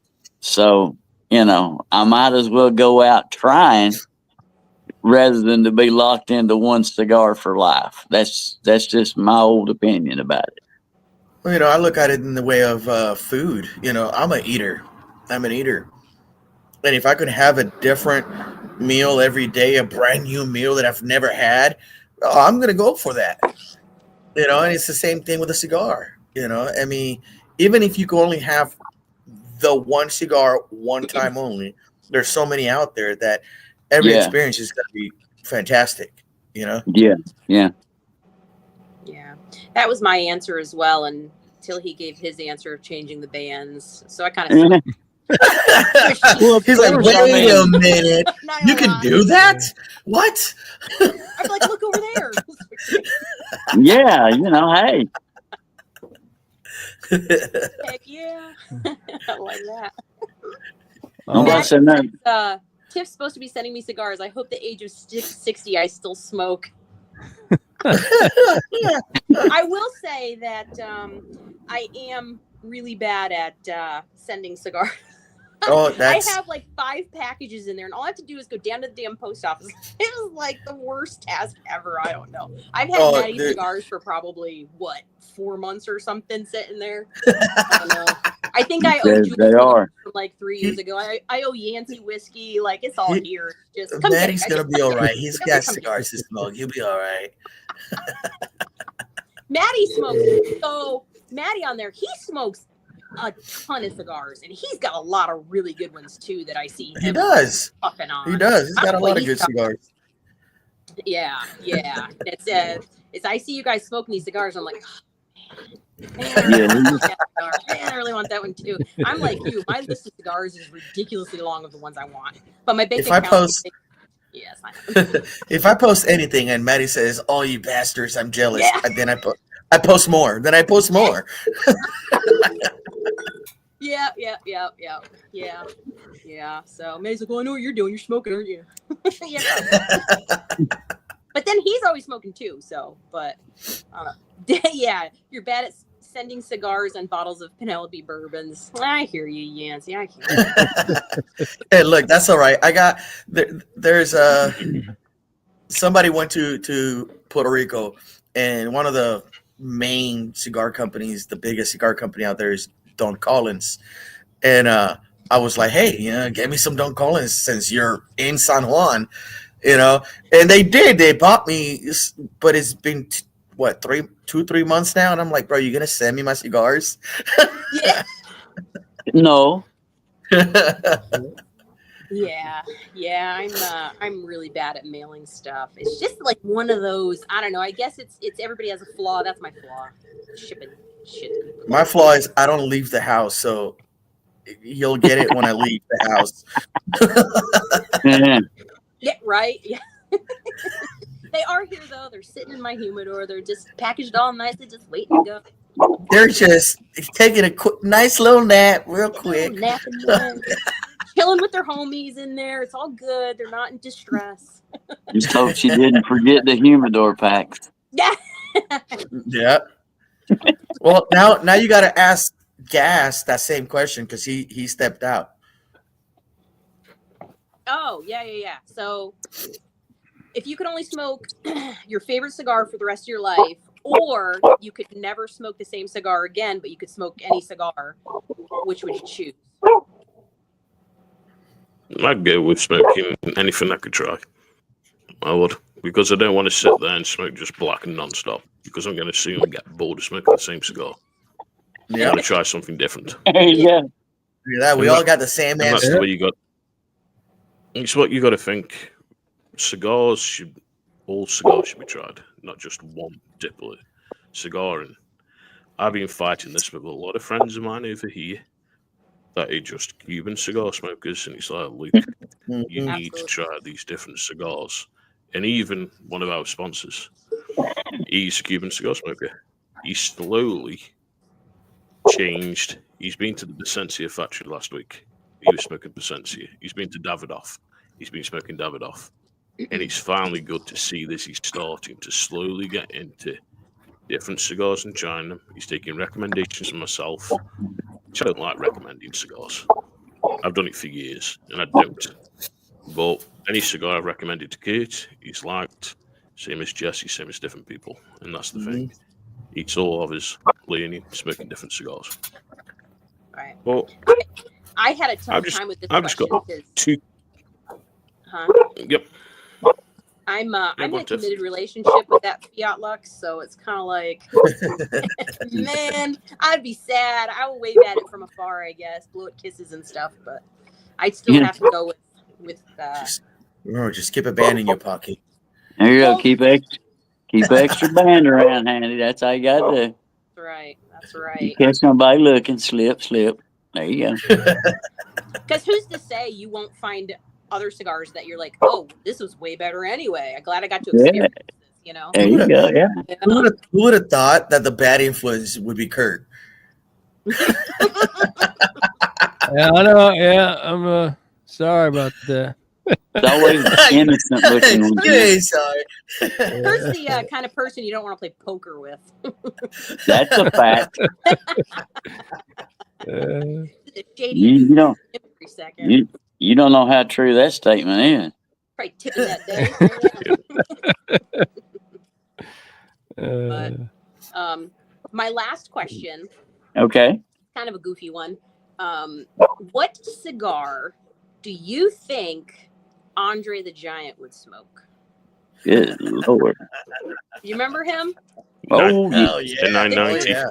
Did you hear the 990. stats on how many beers that guy could put away? yeah. Oh, In yeah. a sitting was like something like 60 or something ridiculous. I don't remember what the number was now, but He's a big boy, you know? he was a big dude. What cigar do you think he would smoke? I think a 990. I think he's smoking 990. And one of the stories on Andre was he was in a restaurant once and he goes, "Have you got a trash can?" They're like, "What? Have you got a trash can?" "Why?" "Fill it with beer." And they filled the trash can with beer. He's taking that trash can. Right. Yeah, that's Andre. Yeah, That partying was with Andrew would have been Yeah. a crazy, crazy time, I guess. No doubt. He had a very hard time, and me and Grumpy, of course, have spoken about it on Smoke Beyond the Mat, what we're doing on, of course, wrestling on the channel, of course. So we do one every week about different wrestlers, and it's a very hard time that he had with giantism disease and the things he went through with flights, and of course, going to the bathroom and different things. But I know Matty's put, of course, the 10200, so he's put, of course, the muffler by Ish from Banff, which, yeah, he probably smoked the muffler by it. Or Yeah, something like that probably fit his hand. Anyway. Yeah. But yeah. I thought that was pretty interesting. I probably have to go with the probably the April Fools. I don't know how big that one is, but I know it's big. Yeah. 990. I mean, No. being as big as he is, I would probably go with the femur, which I believe is like 11 by 1 1/4 or something like that. So Dave said what, a Texas Lancero? Yep. Probably. Texas Lancero. Maddie says 70. the muffler. Yeah. Yeah, that 11 by 100 would probably be more along his line of what would look natural in his hand anyway. Yeah. I mean, But- that would actually look like a normal cigar in his hands. That really. But Right. yeah, those are just not natural cigars, though. I mean, no. Oh no, you got Tom over there that bites I've every got about day. 2 more questions. Yeah, I've got about 2 more questions before we wrap it up because time is getting on for me, and I've got two poorly dogs that I've got to look after and stuff. And yeah, it's been crazy one with dogs today. Puppy daycare. Yeah. Blues not right, Happy and daddy. Rocky's not right. So of course you got to look after the pets and Get their everything. owner. But to be honest with you, these are pretty much easy questions anyway, Tiff. They are. I've got probably about 3. at the top of my head. So, 4, if you just could 5 blend, max. if you 5 could, max. Or oh, 5, yeah. maybe Maybe 6. 10. Who knows? If you could blend a cigar, who would you blend a cigar with, and what would you use for your wrapper, your filler, and your binder? Ooh. Who would I do it with? Yep. Oh God. Who would I do it with? Dun, dun, dun, dun, dun, dun, dun, Boy, dun, that's a dun, tough one. dun, dun, Mine's kind of. dun. I got 2. Oh wait, I have to wait till the music's over. Go ahead. Keep going. Let's see here. Probably Ish from Banff. Or Matt Booth. For two reasons. Because first of all, they know their shit. All right. They know their palates are immaculate. They know their history. The love of it is there. Mm-hmm. But also because they're freaking hilarious. The stuff that comes out of their mouth is like just freaking. Every time I see a message from them on whatever chat or whatever they're on, I'm just like, my God, that's so freaking funny. Like, they're just funny. And I like fun people. I like doing stuff that's, together with people that are fun. And I just think blending a cigar with them would just be an experience in itself. I think that would be just, I don't know, just really cool. But I mean, there's so many people that I want to blend with everybody. So if everybody's free, let me know. We'll go blend something. But Yeah. I probably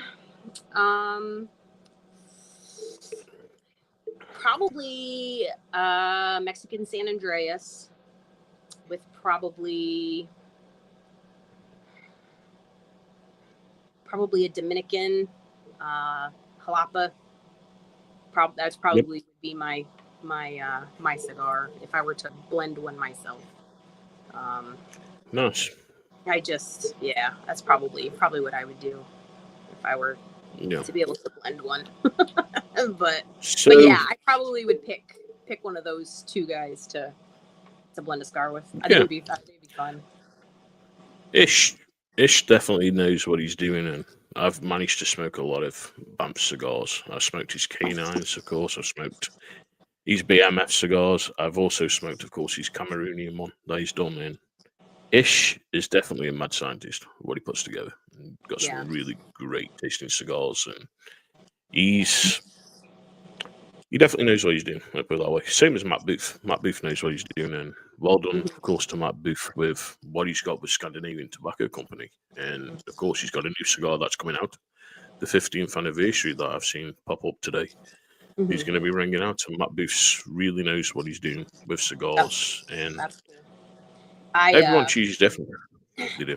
I used to stalk Room 101's post. I used to stalk them because I don't know if you guys followed Room 101 or whatever, and you follow what they post and stuff, but just the stuff that he would put on there is like borderline inappropriate, but freaking hilarious. And I know he can't do that now, but it's like, oh my God. I'm like, come on, let the man say what he wants to say. There's that many though. Matt Booth, of course, Robert Caldwell. Then you've got to look at Hunter from Sir Louis Cigars with some of the stuff he says and how he posts, and laying there naked with cigars around him, come out with a cigar called Pussy Magnet, and meat lovers and different things, and he's different. Yeah, yes. I mean, Saka would be. I mean, Saka. Let's face it, he knows his stuff too, and I think blending with him would be cool. I think that would be fun. He's got a lot going on out there. Well, in cigar land. There's a lot. There's a lot. And when we've sat and we've talked, we've either had Ricky Rodriguez, of course, from West Tampa, with what he put, of course, together with CAO and different things. Mm-hmm. Of course, Nick Manillo from Foundation. Of course, Steve Saka, Robert Caldwell, Ish. I've said before, with Ish, making a cigar would be fantastic, especially for what he knows and different things. There's that many. And of course, here, Dave's just put, there's San Andreas Habano wrapper, of course, Sumatra binder, Brazilian or Nicaragua, Hermitype P, Dominican Palato or Pavilion fillers, and yeah, some great things there. Mm-hmm. My next one, Tiff, of course, with you smoking cigars for a bit now, what would be your recommendations for a new cigar smoker, male or female, coming into this? What would you recommend? 5 cigars that you would recommend for a new cigar smoker to try? 5 of them? Yeah. Yep. Only Damn. 5. Only 5. Okay.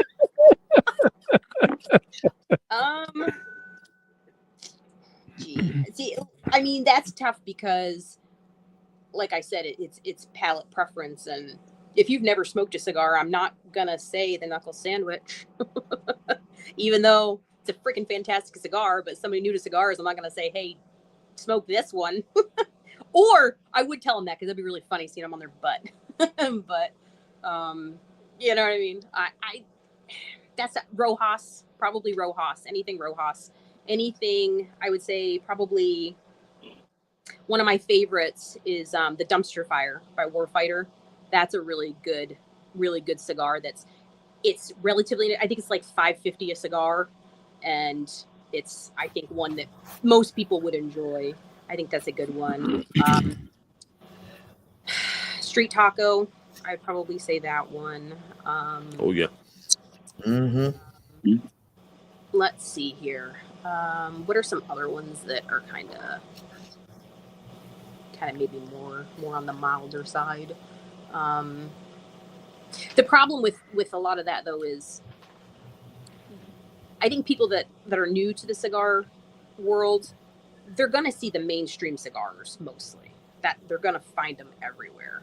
And so to recommend a boutique, it'd kind of be hard for people to find a lot of these other ones. Yep. But I mean, Perdomo probably would be one. Maybe a Nika Rustica. I would recommend. Trying to think of other ones. Yeah, I don't know, because I would ask them first. You know, what do you enjoy to begin with? Probably Olivas. Yeah. Well, that's what Dave says there. Oliva G. Espinosa Crema, of course. Oh, the crema. Yeah, Legion definitely the crema. Flux, of course. McAuliffe Red, which, yeah, I like McAuliffe. Of I course, don't the know if I'd Rojas do Blue Bonnet. McAuliffe Red for a beginner cigar, but definitely Yeah, Rojas Blue you know, Bonnet. That's yeah. he's got some good ones there. We've Yeah, been asked this question. yeah. Yeah, The we've been asked Mil the question, and Mil Diaz is a Yep. good beginner cigar. Yeah, that's a good cigar. Absolutely. He put Fiat there's Lux. not many. Everybody should smoke that. Yeah, there's not many out, and that's the thing. So, my last couple, of course. What cigar? One of the rarest cigars out there that you haven't tried that you would like to try. So when I mean rare, it's a cigar that's not even out on the market no more. So, for instance, I've managed to smoke the Prohibitions by Rocky. I absolutely love them. The Prohibitions aren't out anymore. I've had the Diesel Delirium. That's not even out no more. So the rare cigars that aren't out anymore that you would like to try. Just one cigar out of a rare cigar that you'd like to try.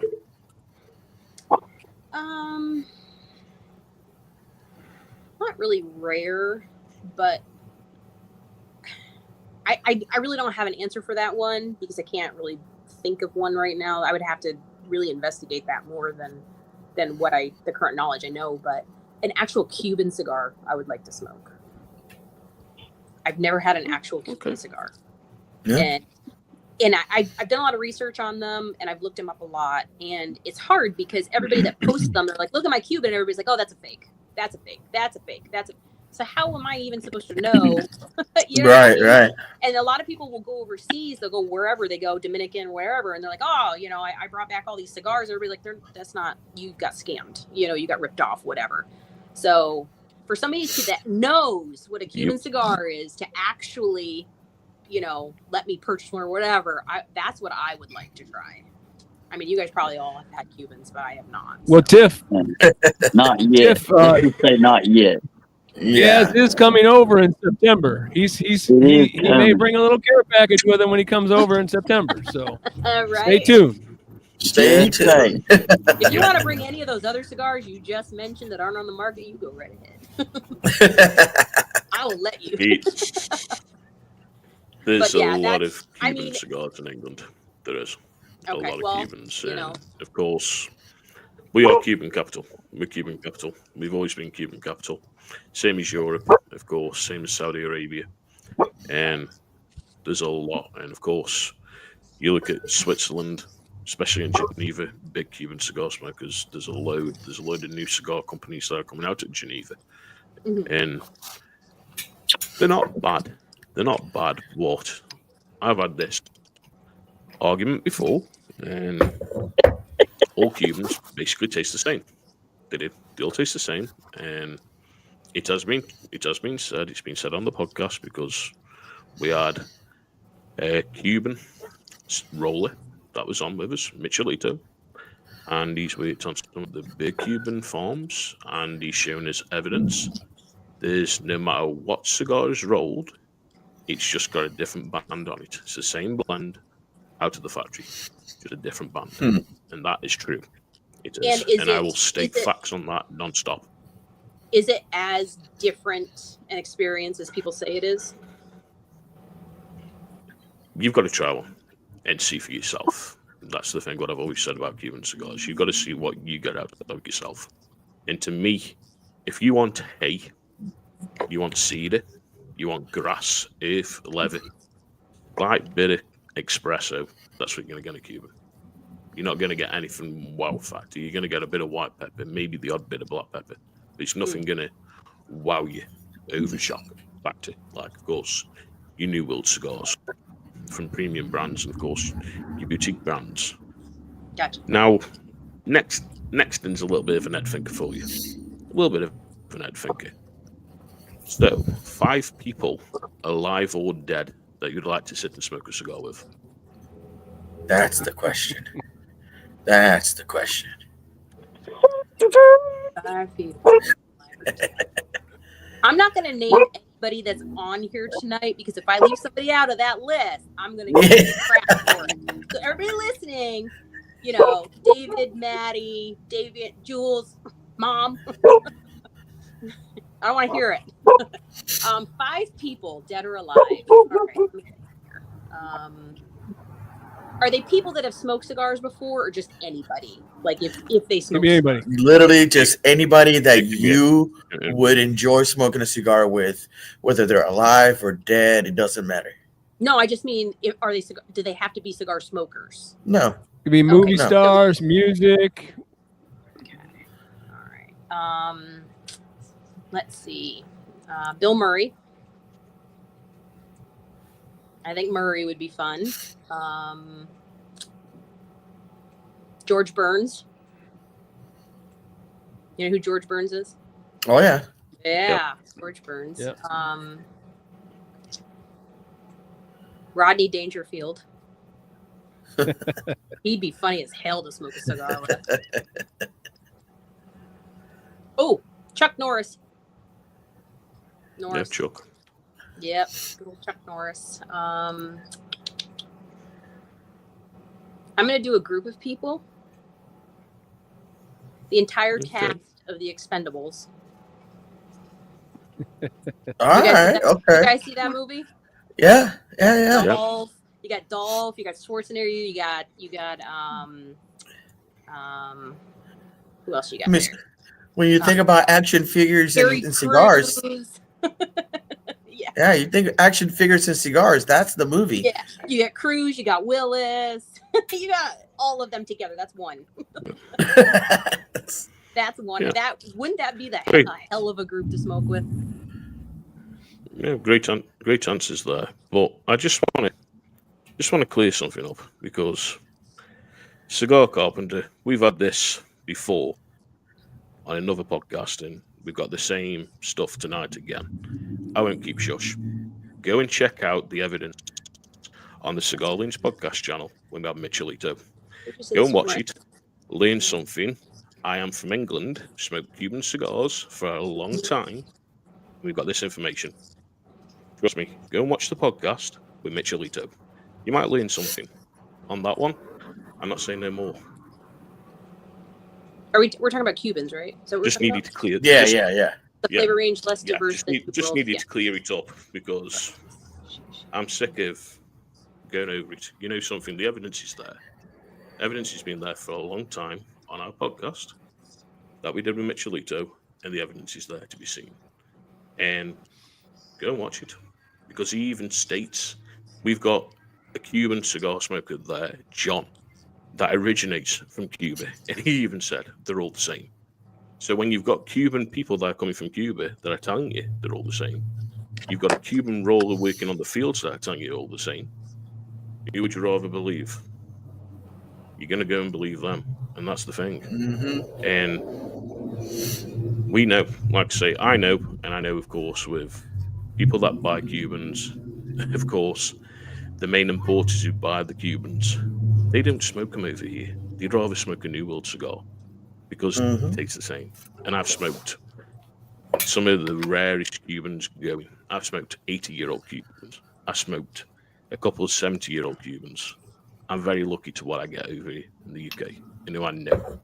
And 15 years doing this, I know what I'm talking about with Cubans. I do.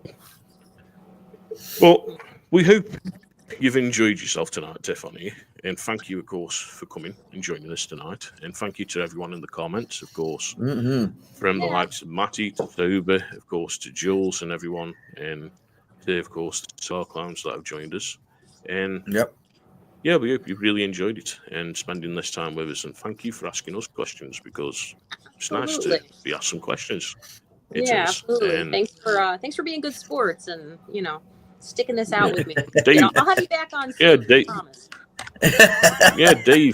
Dave put Ernest Hemingway, Mark Twain, of course, Charles Surgeon, George Burns, and Don Carlito, which very nice. Great ones there.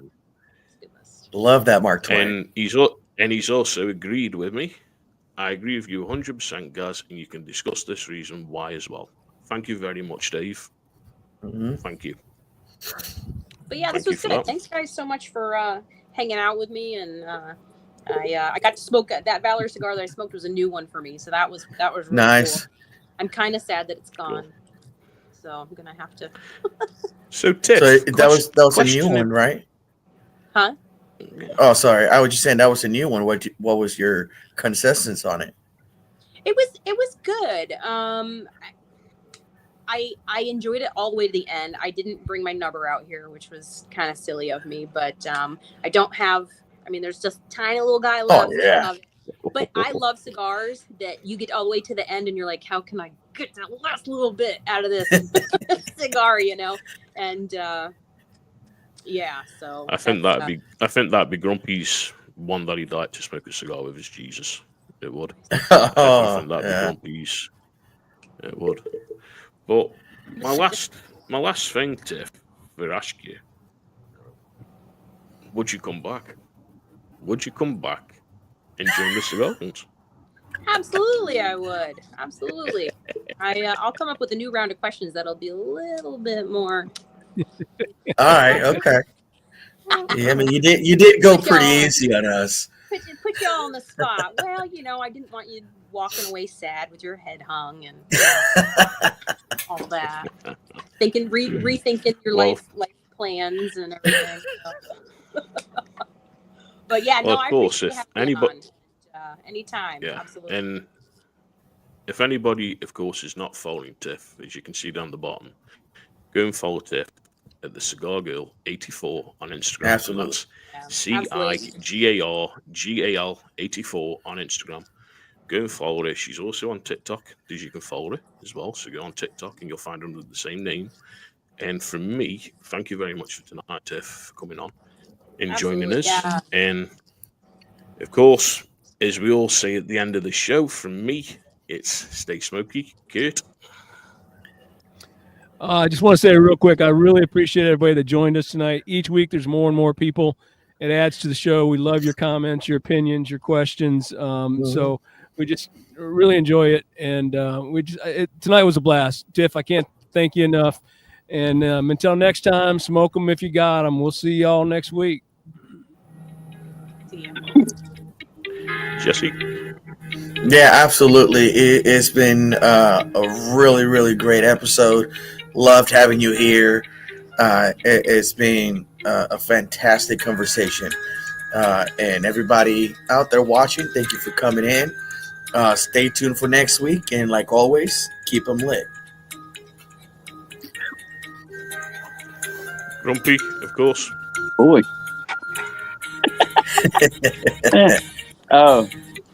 Appreciate having you on here. Appreciate everybody that's been in the comment. That script flipped with the questions for us. I like that. Look forward to round 2. If you'll come and join us again. Maybe we'll be better prepared for a better round of questions. But hey, it's been fun. You're stuck with it now, so.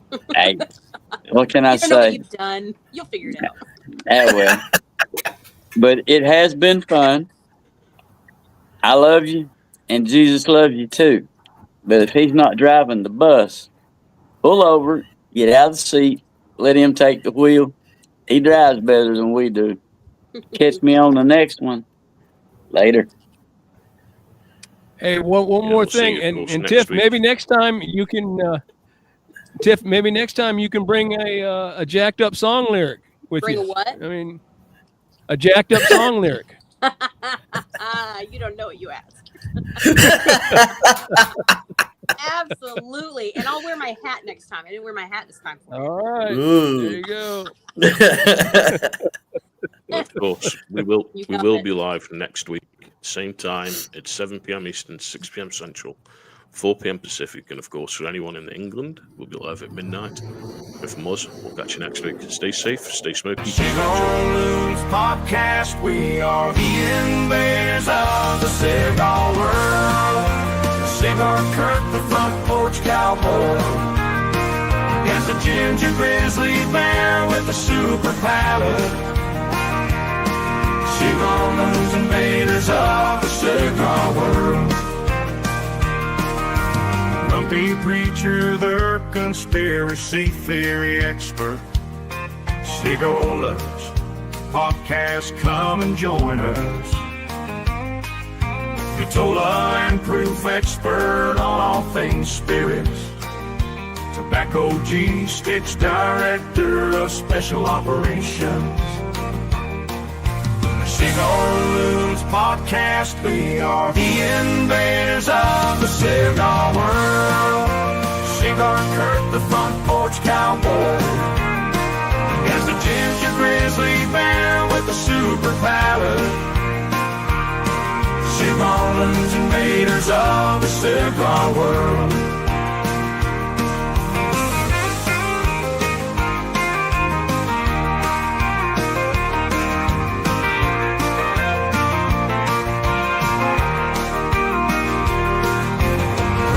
Preacher, the conspiracy theory expert.